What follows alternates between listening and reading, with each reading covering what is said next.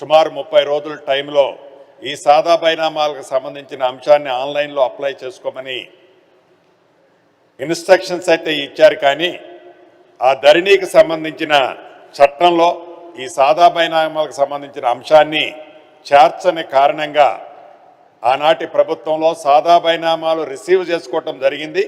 వాటిని పరిష్కరించలేని మాట నిజం. తదుపరి భూభారత చట్టంలో దానికి ఒక పరిష్కారాన్ని కనుగొని తప్పకుండా ఈ భూభారతి ప్రతి రైతన్నకి ఒక చుట్టంలా పనిచేస్తుందని అనేక వేదికల మీద ఈనాడు గౌరవ ముఖ్యమంత్రి గారు కానీ అనేక మంది ప్రజాప్రతినిధులు మా సహచార మంత్రులు చెప్పాం. అన్నమాట ప్రకారం అనేక సమస్యలను పరిష్కరించే దాంట్లో భాగంగా ఈ భూభారతి పనిచేస్తుంది అధ్యక్ష. దీంట్లో భాగంగా ప్రధానంగా ఈ సాదా బైనామాలకు సంబంధించిన దాంట్లో ఎప్పుడైతే కొన్ని దశాబ్దాల నుంచి రైతులు సాదా అగ్రిమెంట్లతో చేయించుకున్న భూములకు సంబంధించిన అంశం ఆన్లైన్లో ఆనాడు ఏవైతే సుమారు 9 లక్షల చిల్లర అప్లికేషన్లు పెండింగ్ ఉన్నాయి అధ్యక్ష, దానికి సంబంధించిన దాంట్లో ఆ రైతుల దగ్గర నుంచి అఫిడవిట్ తీసుకుంటేనే యాక్సెప్ట్ చేస్తామని భూభారతి ఏదైతే విధి విధానాల్లో నిర్ణయించడం జరిగింది అధ్యక్ష. తదుపరి వేలాది మంది రైతుల నుంచి వస్తున్న సూచనలు సలహాల మేరకు రాష్ట్ర ప్రభుత్వం రీసెంట్గానే జీవో నెంబర్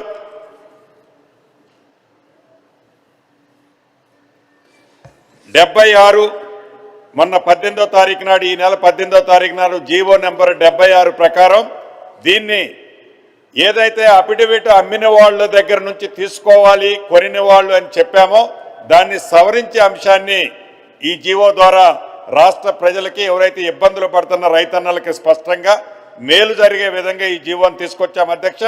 ఇప్పుడు ఎవరైతే గతంలో అమ్ముకున్న వాళ్ళు గతంలో కొనుక్కున్న వాళ్ళు ఆ అమ్ముకున్న వాళ్ళ దగ్గర నుంచి ఏ రకమైన అఫిడవిట్ ఇప్పుడు అవసరం లేదు అధ్యక్ష. అవసరం లేకుండానే ఎవరైతే కొనుక్కున్నారో ఎవరి పేరుతో అయితే ఈ సాదా బైనామాని ఇంప్లిమెంటేషన్ చేయమని అప్పీల్ చేసుకున్నారో వీళ్ళకి సంబంధించినదే అఫిడవిట్ అడుగుతున్నాం అధ్యక్ష. కొనుక్కున్న వాళ్ళే అఫిడవిట్ ఇది కరెక్ట్ కాకపోతే భవిష్యత్తులో ఏ రకమైన తప్పు అని ప్రూవ్ అయితే వారి మీద చట్టరీత్యా చర్యలు తీసుకోవడం కోసము ఇతరత్ర ఫ్రాడ్ జరగకుండా ఉండటం కోసం కొనుక్కున్న వాళ్ళ దగ్గర నుంచే ఈ అఫిడవిట్ నేను అడగటం జరుగుతుంది. ఏదైతే అపోహలు ఉన్నాయో ఈ జీవో ఇచ్చిన తర్వాత 18వ తారీఖు నుంచి ఈ నెల 18వ తారీఖున ఇచ్చిన దగ్గర నుంచి అపోహలు ఉన్నాయో ఆ అపోహలకి ఏమాత్రం తావులేదు. ఎవరైతే అమ్మిన వాళ్ళ దగ్గర నుంచి ఈ జీవో ద్వారా అఫిడవిట్ ఇప్పటి నుంచి అడగదని కూడా తమరి ద్వారా గౌరవ సభ్యులకు తెలియజేస్తున్నా.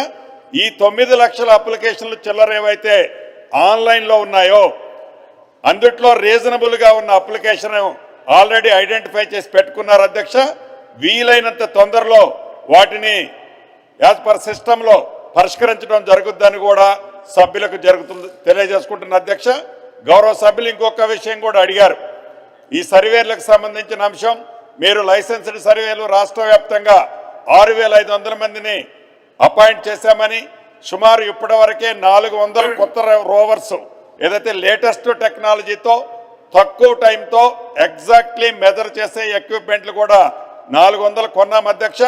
మరొక 400 ఈ ఏప్రిల్ నెలలో మళ్ళీ కొనబోతున్నాం.